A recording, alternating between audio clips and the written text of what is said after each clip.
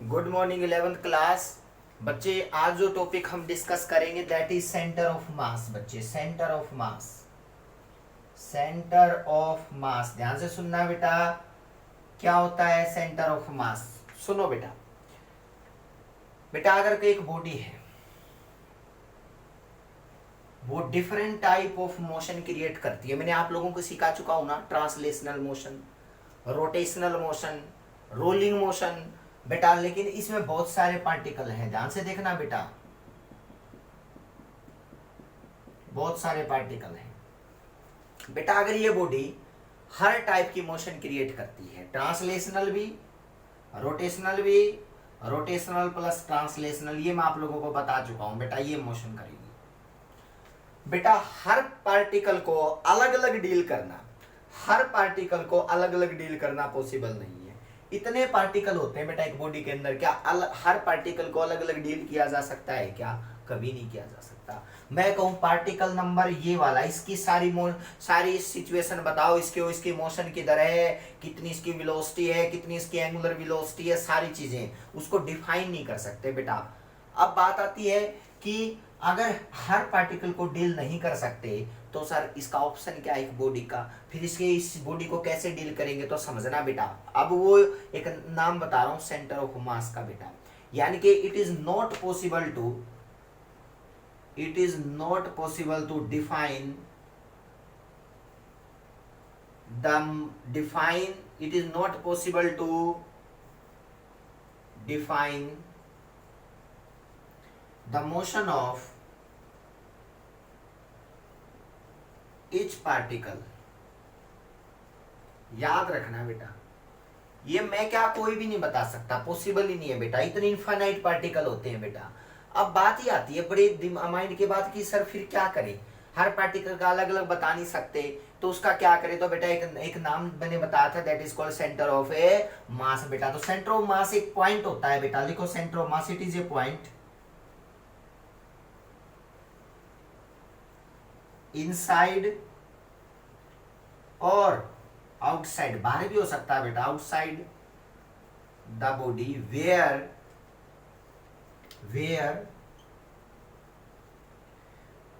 whole mass of body is supposed to be concentrated। ये माना जाता है बेटा कि उस बॉडी का सारा मास उसी पॉइंट पे माना जाता है बेटा, कंसंट्रेटिंग।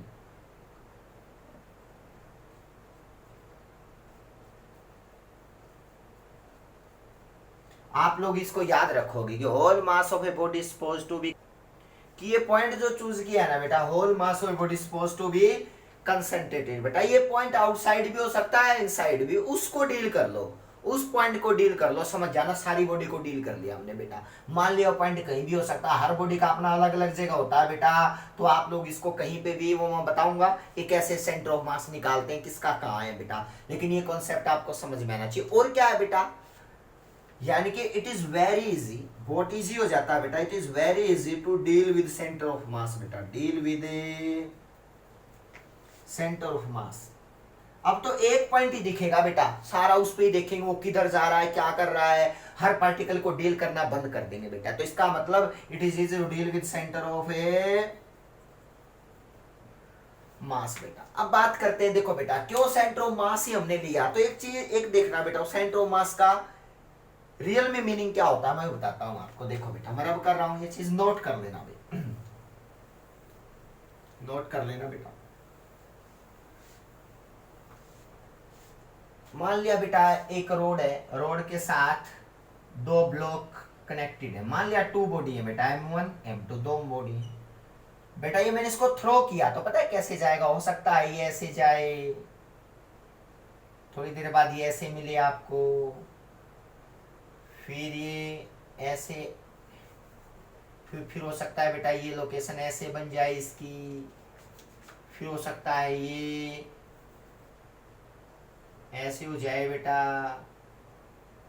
ये ऐसे हो जाए। मतलब क्या किया गया है बेटा, यहां से थ्रो किया गया है, ये ऐसे कैसे भी आ सकता है, फिर क्या पता बेटा ये ऐसे हो जाए, ध्यान से देखना, पता नहीं चलता बेटा, आप उसको थ्रो किया है, रोटेट भी करेगा, रोड को ऐसे ऐसे ऐसे ऐसे करके मैंने ऐसे थ्रो कर दिया बेटा, तो ये लोकेशन ऐसे ही बन गई बेटा। ये लोकेशन हो सकता है ग्राउंड के ऐसे भी कहीं जाए बेटा, तो मतलब इस तरह की मोशन बनी बेटा। ये M1 M2, मान लिया ये M1 ये M2, इस तरह का बेटा M1 M2 M1 M2 M1 M2। अब देखो बेटा, अब M1 का पाथ देखते हैं। पता है M1 का पाथ कहते मतलब कैसे बना बेटा, ये कैसे भी M2 का कैसे बन गया, देखो पाथ कैसे बन गए, बड़ी अजीब से पाथ है।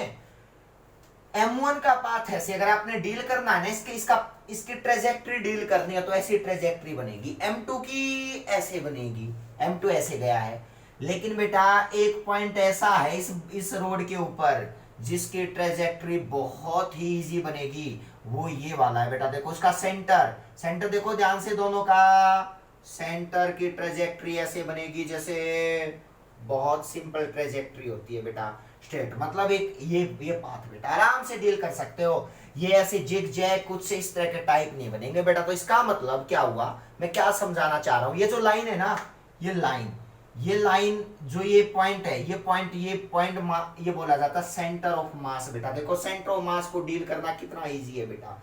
मतलब इस पाथ पे कहीं कुछ भी वेरिएशन नहीं आया बेटा, ऐसे गया बिल्कुल स्ट्रेट टाइप ऐसे गया। तो मतलब ये लाइन है सेंटर ऑफ मास की बेटा, सेंटर ऑफ ए मास की। दोनों मास का सेंटर देखो बेटा, ना तो M1 लिया ना M2 लिया, उन दोनों का एक पॉइंट मान लिया बेटा जहां पे उन दोनों का मास सपोज टू बी कंसंट्रेटेड, दोनों का मास यहां लाई करता है बेटा। तो दोनों का मास यहां लाई करेगा, तो देखो ये पाथ जो है ना सेंटर ऑफ मास की लाइन बनेगी बेटा। तो इसका मतलब सेंटर ऑफ मास को डील करना, उसकी मूवमेंट को डील करना very very easy rather than अलग अलग मास को बेटा। तो अलग का करोगे ना तो क्या पता है ऐसे कैसी भी जाए बेटा M2 M1, लेकिन सेंटर ऑफ मास की ट्रेजेक्ट्री हमेशा सेम रहेगी बेटा, उसके पाथ में बदलाव नहीं आएगा। तो रिमेंबर कि सेंटर ऑफ मास क्यों जरूरी है बेटा, रिमेंबर दैट थिंग। अब नेक्स्ट करते हैं बेटा, सेंटर ऑफ मास की लाइन देखो ट्रेजेक्ट्री ऐसे गई है। अब बात है ठीक है सर इन M1 M2 को डील नहीं करना, उस मास को डील करना जब दोनों का मास मान लिया इस पॉइंट पे लाई कर रहा है बेटा, that is called centre of mass बेटा। इन दोनों का मास यहाँ पे, वैसे ही मैं पूरी बॉडी का सेंटर ऑफ मास एक जगह लाई करूंगा, उसी को डील कर लूंगा, उसका पाथ इतना सिंपल मिलेगा बेटा, उसकी सारी चीजें डिफाइन कर सकता हूं मैं, किधर जा रहा है, कितनी स्पीड से जा रहा है, क्योंकि उसकी ट्रेजेक्ट्री नोट डिफाइन नहीं हो सकती, मुश्किल नहीं हो सकती बेटा। ठीक है, अब आगे बढ़ते हैं। ठीक है बेटा, अब बात करते हैं how we can find centre of mass. सबसे बड़ा क्वेश्चन यही है बेटा, how we can find centre of mass बेटा, कैसे निकालेंगे। सुनना बेटा, हेडिंग डालो यही, how we can find centre of mass बेटा, हाउ वी कैन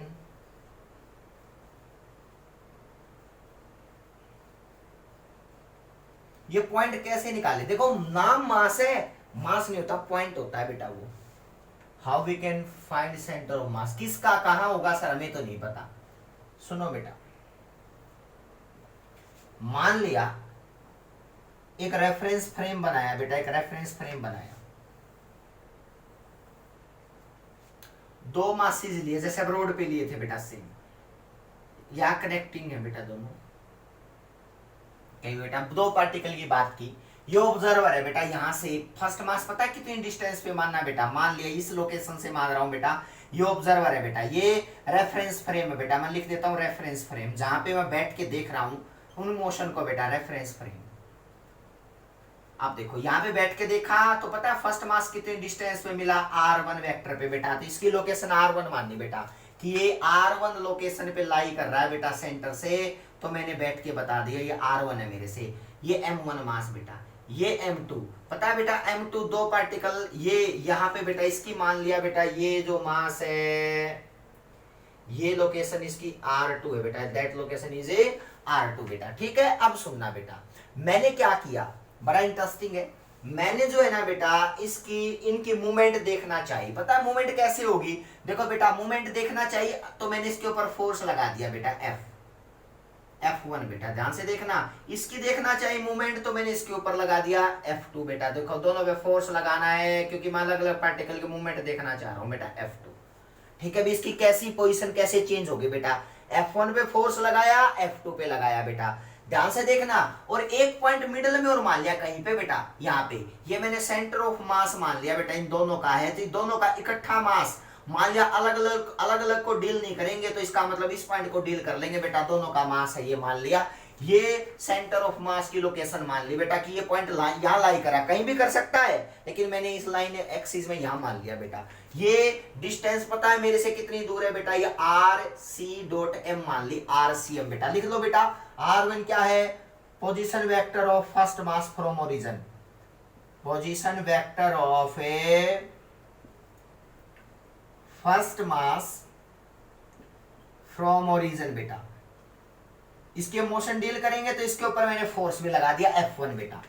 F1 क्या है, external force acting on, external force acting on M1 मास बेटा, ध्यान से देखना। R2 लिखो, पहले सारी चीजें लिखो बेटा। R2 क्या है, सेकंड मास की लोकेशन इस सेंटर से बेटा, लोकेशन ऑफ या पोजीशन ऑफ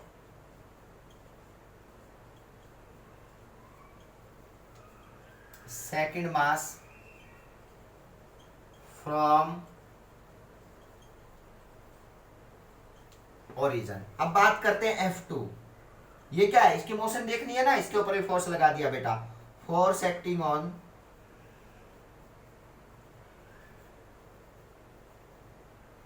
एक्सटर्नल फोर्स बेटा,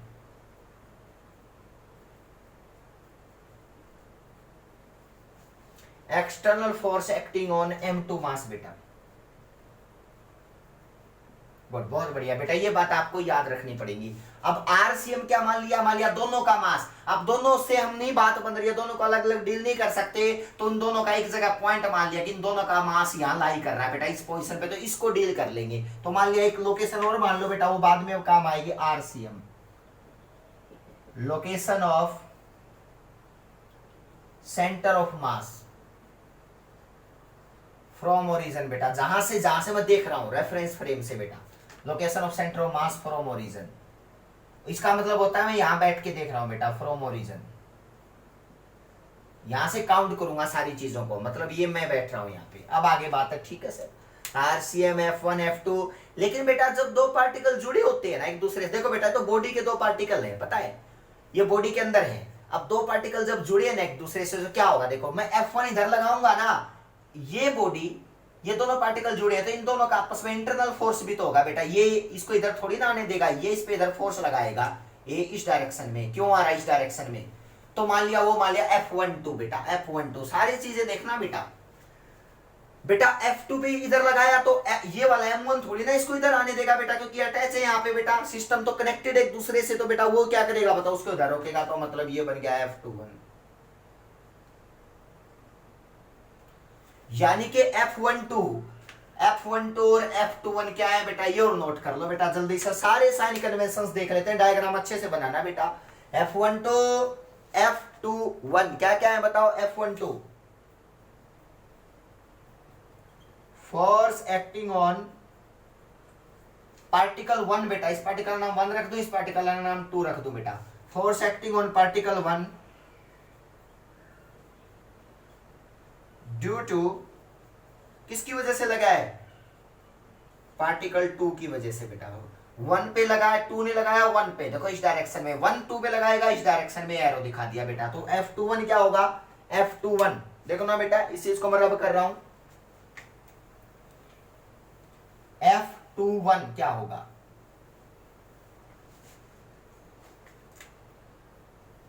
F21 force acting on 2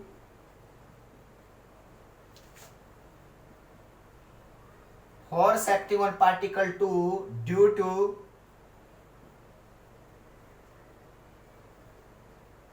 particle 1, ठीक है बेटा, इसकी वजह से जो 2 पे लगेगा F12।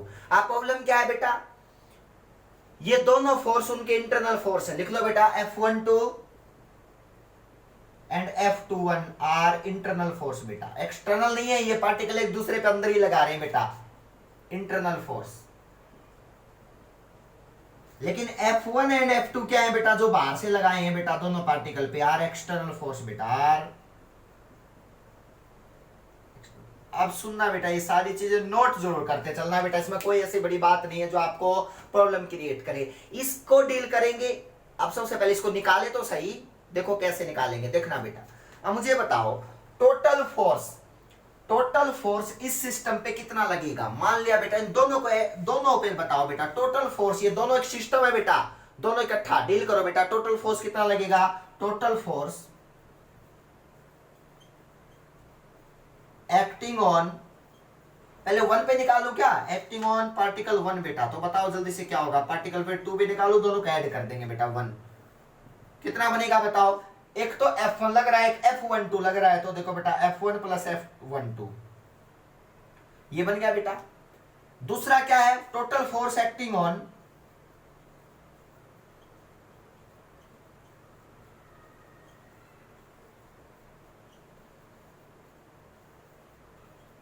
ध्यान से देखना बेटा, ये होगा F2 और एक F21 बेटा, ये 1 लगाएगा 2 पे इधर, तो F21 बेटा इंटरनल फोर्स है बेटा F21।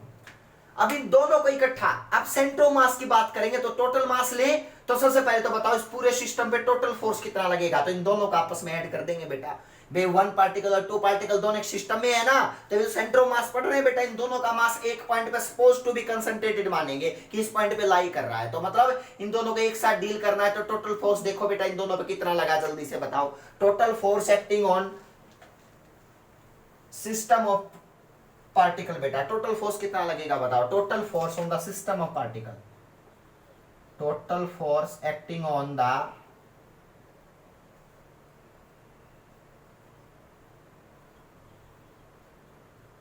सिस्टम ऑफ पार्टिकल, दोनों पे कितना लगा पता है बेटा, दोनों को करेगा तो F1 plus F2 plus F12 plus F21 बेटा, याद रखना टोटल फोर्स नेट फोर्स लगा है बेटा दोनों पे, ये वाला F21 वाला, सुनना टोटल फोर्स। अब बात आती है कि ठीक है सर ये बन गया, लेकिन प्रॉब्लम क्या है बेटा, ये तो एक दूसरे को अपोजिट है, ये और ये लिखो F12 F21 तो इंटरनल फोर्स है बेटा, जितना ये इस पे लगाएगा उतना ही तो ये इस पे लगा देगा, तो क्या होगा बताओ, इक्वल एंड अपोजिट होंगे। तो इसका मतलब साइन लगा लो बेटा, दोनों इक्वल एंड अपोजिट हैं। दो पार्टिकल आपस में जितना एक दूसरे पे, ये जितना इंटरेक्शन इस पे लगाएगा वो उतना इस पे, तो F12 और F21 दोनों आपस में अपोजिट होंगे, तो अपोजिट बेटा। अब देखो अब टोटल फोर्स कितना बच गया बताओ, टोटल फोर्स जो बच गया बेटा that is equal to, put करो यहां पे तो क्या बन गया बताओ, total force becomes only external बेटा, ओनली एक्सटर्नल। देख लो बेटा ओनली इंटरनल तो एक दूसरे को कैंसिल करेंगे, एक पार्टिकल जितना दूसरे पे लगाएगा दूसरा फर्स्ट पे उतना ही लगा देगा बेटा, तो इसका मतलब total force becomes external only, which is equal to F total is equal to F1 plus F2 बेटा, ये आपस में कैंसिल हो गए बेटा, ये टर्म मिलके 0 बना दी बेटा, इसने इक्वल एंड अपोजिट है ना, तो ये टर्म 0 बन गई, देख लो बेटा। ठीक है बेटा, हमें पता है नेट फोर्स क्या देता है, एक्सेलरेशन। नेट फोर्स क्या देता है, एक्सेलरेशन बेटा। तो नेट फोर्स किसके इक्वल होता है, मास इनटू एक्सेलरेशन बेटा। अब बात करते हैं, ठीक है सर अलग अलग डील करते हैं। देखो बेटा इसका इस पार्टिकल का, यानी कि ये पार्टिकल R1 लोकेशन पे है, ये R2 पे है, तो बेटा ये फोर्स क्या होगा M, इसका एक्सेलरेशन मान लिया ये फोर्स A1 एक्सेलरेशन दे रहा है, ये कितना दे रहा है, ये M1 बेटा, ये M2 ये कितना दे रहा है, मान लिया A2 एक्सेलरेशन बेटा। तो इसका मतलब ये अलग अलग पार्टिकल के जो एक्सटर्नल फोर्स है ना वो एक्सेलरेट करेंगे इनको दोनों पार्टिकल को। तो या आप ये भी कर सकते हो बेटा, ये भी कर सकते हो आप, फोर्स क्या होता है बता, मोमेंटम चेंज, या ये भी कह सकते हो बेटा ये फोर्स इसके मोमेंटम में बदलाव लेके आएगा, तो इसको लिखो dp1/dt और इसको लिख सकते हैं dp2/dt बेटा, ये मोमेंटम वाला बदलाव, ये मोमेंटम का कॉन्सेप्ट से कर सकते हो, आप पे डिपेंड करता कोई भी कर लेना बेटा। तो F टोटल किसके को लागे बताओ, total force is equal to d/dt। अगर मोमेंटम वाले से करूंगा तो क्या बन गया, mv, मान लिया इसका मास कितना है बताओ, इसका मोमेंटम मास m1, वेलोसिटी मान लिया v1 से इधर आया, तो इसका मोमेंटम हो गया m1 v1 बेटा, प्लस d/dt बेटा, इसका मोमेंटम कितना होगा बताओ, m2 v2, कुछ भी नहीं है बेटा, बिल्कुल इजी है। तो बताओ F एक्सटर्नल किसके को आ गया बताओ, मान लिया ये v1 वेलोसिटी से इधर आया बेटा, और ये कितनी वेलोसिटी से इधर गया, मान लिया v2 से गया बेटा, तो ये v2 से गया, तो इसका मतलब मोमेंटम इसका m1 v1, इसका m2 v2, तो इसका मतलब ये इक्वेशन बन गई बेटा। तो F एक्सटर्नल किसके को आ गया बताओ, F एक्सटर्नल बिकम्स, नोट करते चलना भाई, ये पूरा मैथमेटिकल एक्सप्रेशन है, मुश्किल नहीं है बिल्कुल भी।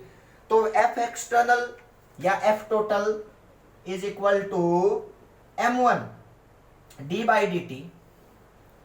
बेटा एक बात बताओ, v1 क्या है? v1 लोकेशन तो r1 इसकी, तो v1 को क्या लिख दूं बताओ? v1 becomes dr1 by dt, क्योंकि लोकेशन का टाइम के साथ बदलना तो dr1 बाई dt, तो इसका मतलब यहां पे कर दो बेटा m1 dr1 बाई dt। देखना बेटा कुछ भी नहीं है result, plus d by dt। Velocity को फिर क्या, ये किस लोकेशन पे है बताओ?